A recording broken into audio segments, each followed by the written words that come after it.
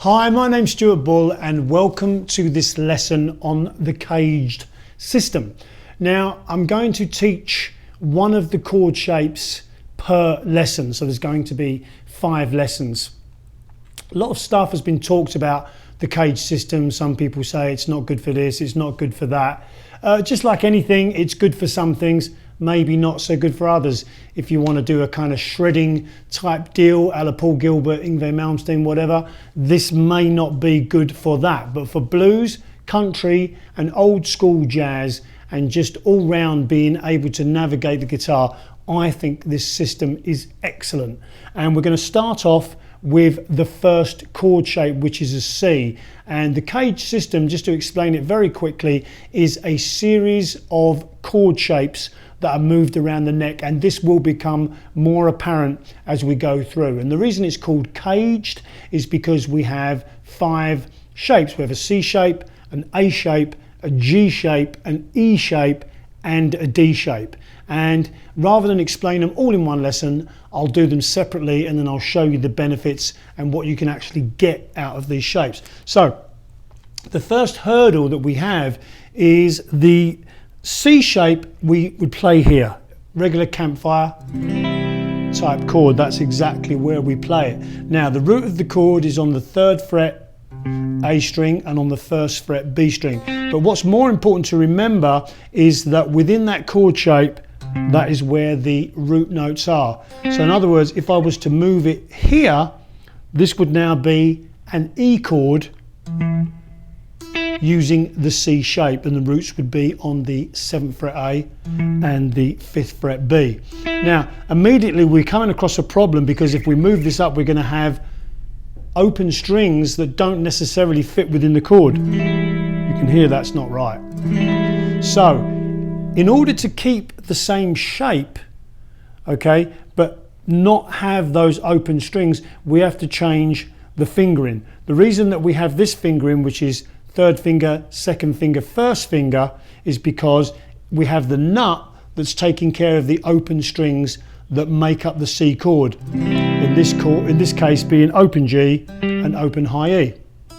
So if we move back up to our E, if we use that same shape, we don't have that facility to have a nut here to take care of those strings. So what we need to do is change the fingering. So we go from 3, 2, 1, and then we go from pinky to 3rd, okay? And then this 1st finger bars across the 4th fret, and then we have an E chord using that C shape. And I really hope that makes sense. So in other words, to make it possibly make a little bit more sense, is we use that same fingering down here, and then wherever we move it to, if we say for example move it to F sharp, then what happens is we just use this 1st finger as our nut, and we get an F sharp major chord using the C shape. Okay, so just changing that fingering. If I were to move it up to G, we would get this, and you can see that all I'm doing is I'm just replacing the nut with my finger. So there it would be. I put my finger down there, and you can see that we get that chord. So that is a C shape. So wherever we play on the neck, if I say for example wanted to play an A chord using the C shape, here it would be. If I wanted to play an E flat chord using the C shape, here it would be. If I wanted to play an E chord like before using the C shape, here it would be. G chord using the C shape. Okay, so basically all I'm doing is just kind of transposing the shape up the neck, and then by identifying the root note, we know which chord it is. Okay, so really and truthfully, that doesn't help us so much within the chords. It does a little bit, but what it does do is it really helps us with some lead playing, which I'm going to get into now.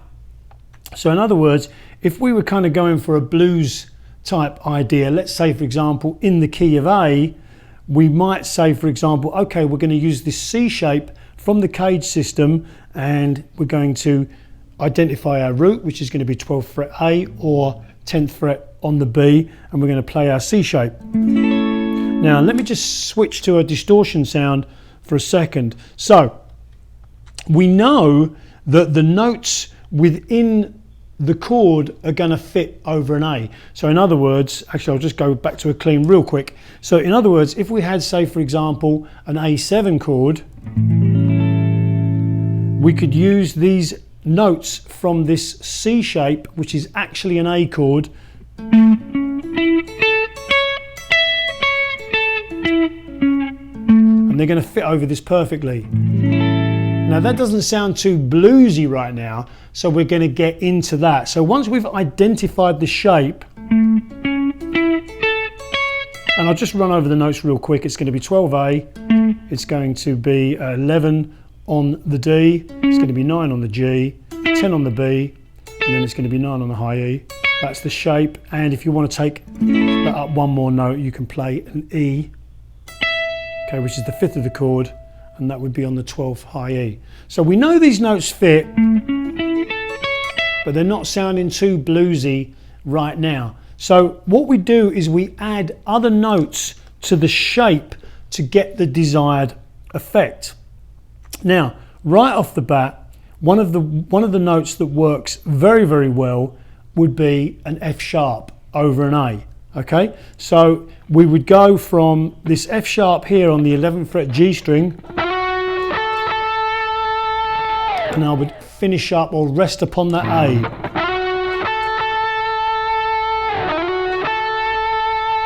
I'm still visualizing in my mind the shape, but I'm adding this F sharp now. And some people would call this the BB box, made famous by BB King. Now, what I can do is I can bend this B note, which is 12th fret on the B string, up a whole step, and I'm going to actually get this C sharp note.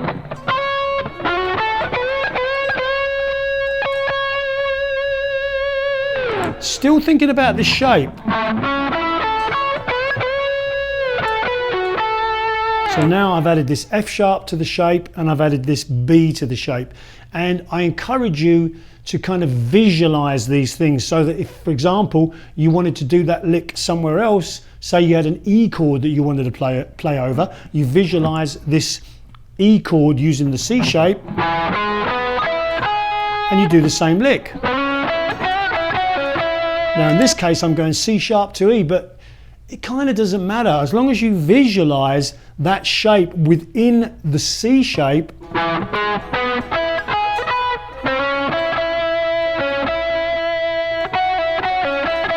Whichever chord you're playing on, as long as you know the root note, you're going to be able to transpose these licks into that area.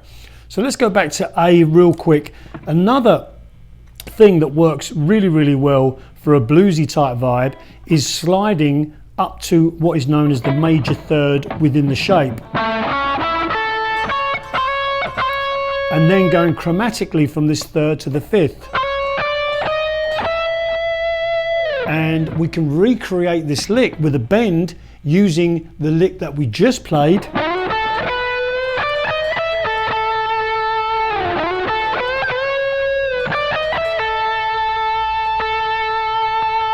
So now we're getting some nice, interesting sounds, and we can mix those together.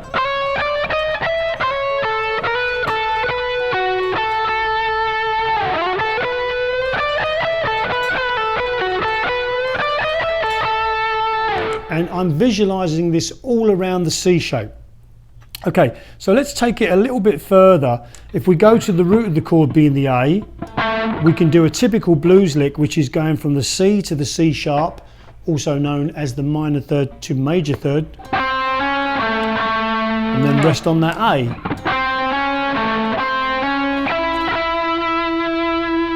And then we're on the E, which is the 5th of the chord. And then we could connect that to the lick that we just played.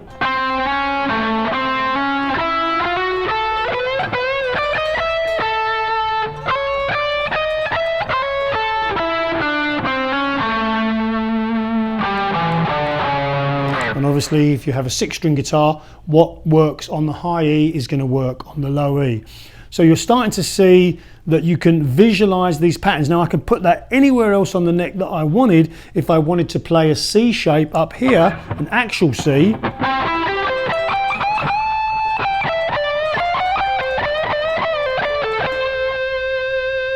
I just play exactly the same licks.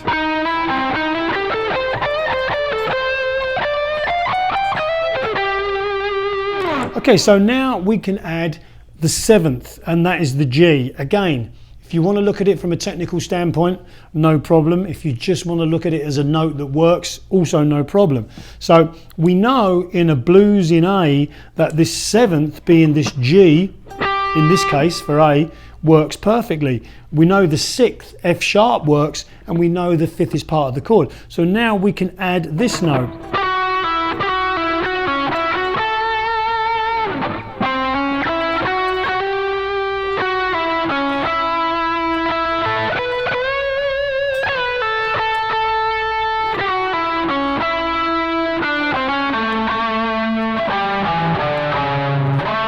So all I'm doing is just messing around with the 7th and the 6th, and then pivoting off of this major 3rd.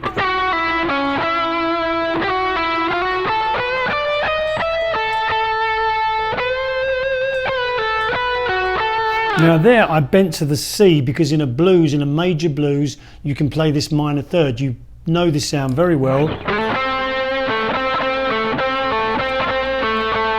And all I'm doing is transposing that up into this C shape, which is functioning as an A chord.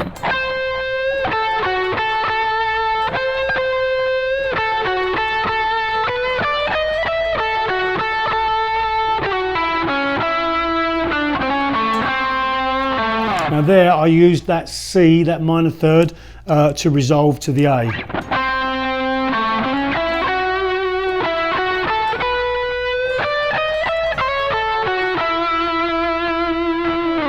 And you can really start to build up these licks by just using these ideas. And to take this a step further, the way I do this, especially if I'm playing a rock blues or a regular type blues, in this case in the key of A, I will use major and minor. Most people do. You're probably aware of this kind of sound where you have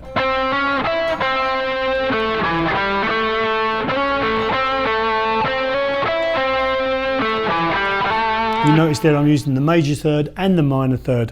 So what I do, or one of the ways that you can do this, is you can visualize this C shape, which is actually an A chord, but we're visualizing the C shape, and then we can think about what minor pentatonic is available to us. Well, if you look at my minor pentatonic lessons, and I suggest you do, you'll see that it's actually number 3.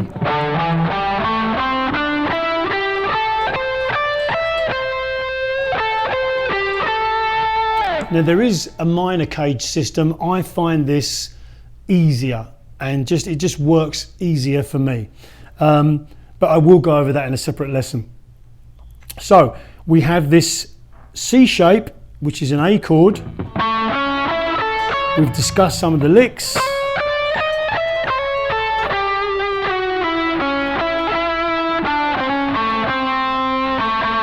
And then basically I visualize these two scales kind of interlocked, or when I say scales, I visualize this arpeggio, and I visualize this minor pentatonic in the 3rd position. And of course, like anything, after a while you just kind of, start to see it happening. So the good thing to do is just experiment with this C shape.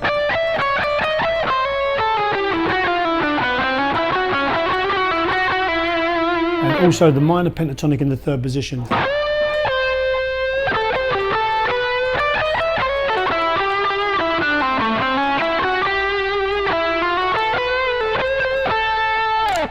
And there you have it.